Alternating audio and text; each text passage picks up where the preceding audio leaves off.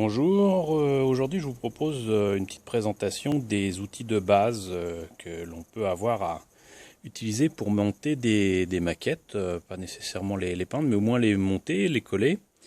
Et donc je vous présente ici un certain nombre d'outils qu'il m'arrive d'utiliser assez régulièrement. On n'a pas toujours l'occasion d'avoir des maquettes avec un peu de peinture, de la colle, un pinceau que j'estime quand même assez étrange là, mais voilà.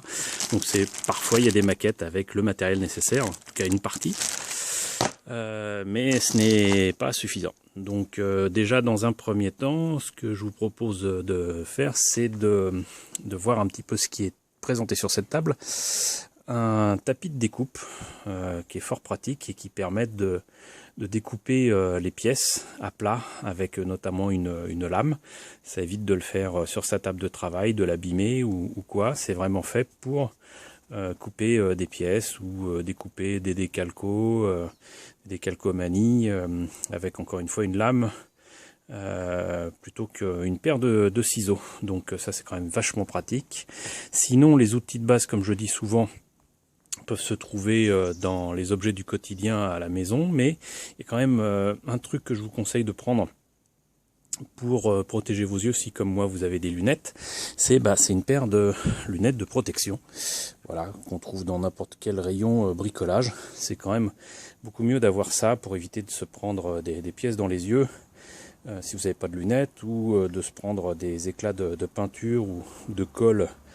Si on ne fait pas gaffe sur ces lunettes, c'est toujours moins cher que de remplacer sa paire habituelle si on a des lunettes de vue. Donc voilà, ça c'est quand même fortement conseillé. Et sinon, donc comme je le disais, vous avez quand même des objets qui se trouvent un petit peu partout. Et là par exemple c'est une petite mallette qui contient des outils de manucure. Donc dans ces outils de manucure, on trouve par exemple des pinces à épiler, donc des paires de Bruxelles qui peuvent être quand même très pratiques, paires de ciseaux, mais surtout ici, c'est la raison pour laquelle j'avais récupéré ceci, c'est d'avoir une pince coupante qui est en fait une pince à ongles. Celle-ci me sert continuellement, elle est petite, elle est facile à utiliser, elle coupe très bien et vous voyez, ça m'a pas coûté un centime puisque j'ai récupéré ça avec tout le matériel qui allait dedans. Maintenant, si vous n'avez pas accès à des pinces coupantes pour vos pieds ou vos mains, vous pouvez toujours utiliser des pinces coupantes de base. Ça c'est vraiment de base, et celles-ci sont un peu plus spécialisées pour la maquette notamment, et elles coûtent quand même nettement plus cher. C'est-à-dire que ça vous coûtera peut-être 2 ou 3 euros. Celles-ci vont coûter entre 10 et 25 euros, donc ça c'est pas toujours pour les débutants. Donc ça c'est pour les pinces coupantes. Pour couper par contre les pièces et barber, enlever les ergots, évidemment moi je conseille la lame de cutter qui est quand même bien pratique. Faut juste faire vraiment très attention et toujours envoyer la lame vers l'extérieur plutôt que vers l'intérieur comme on aurait l'habitude de faire. J'en ai toujours plusieurs paires avec moi et les lames sont interchangeables, c'est quand même vachement pratique, surtout pour les débuts. Je le disais tout à l'heure, des paires de Bruxelles pour attraper les pièces, on n'est jamais trop prudent. Des fois on a des petites pièces à placer, si vous avez comme moi des gros doigts, c'est pas toujours très pratique, donc ayez toujours des pinces avec vous. Et sinon, outre la manucure, le maquillage peut être aussi source d'outils pour pouvoir faire vos maquettes. Et ça par exemple, ça me sert en ce moment pour faire des pigments, pour les placer sur des dioramas. Et là ça c'est quand même l'outil de maquillage de base, hein. Je sais plus le nom, désolé, mais en tout cas ça peut être pratique aussi pour enlever par exemple les poussières, les petits bouts de plastique, etc. Et de pouvoir s'en débarrasser, d'éviter de salir ces pièces. Sinon, pour coller, on a différentes colles.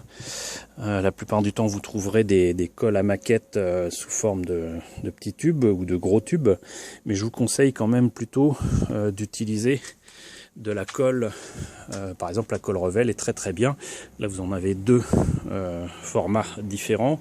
Elle est elle-même nommée Contacta Professional, et cette colle plastique liquide non seulement est liquide mais surtout peut s'appliquer avec un petit tube qui est à l'intérieur, et ça permet de faire du goutte à goutte et de placer uniquement la colle dont vous avez besoin. Alors évidemment, vous pouvez toujours aussi utiliser de la super glue, quoique je ne vous conseille pas. La maquette plastique a cette particularité avec la colle qui lui convient de souder les pièces, alors qu'avec la super glue ce n'est pas le cas.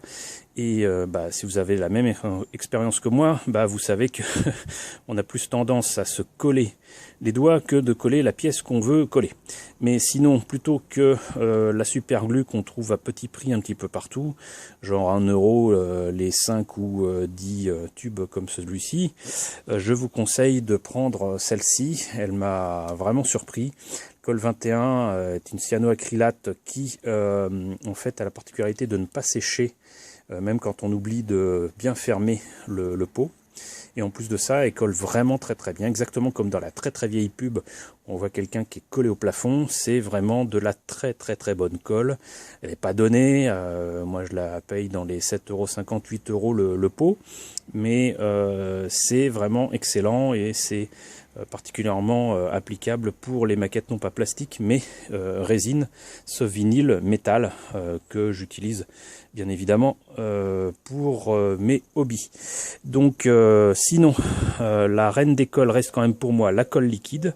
Là vous avez un exemple avec la colle Umbrol qui se présente donc dans un pot carré, qui est bien pratique pour que ça soit bien comment dirais-je, stable sur une table, mais surtout elle a un pinceau applicateur, et ça aussi c'est pareil, c'est très très pratique pour ne mettre que la colle dont on a besoin.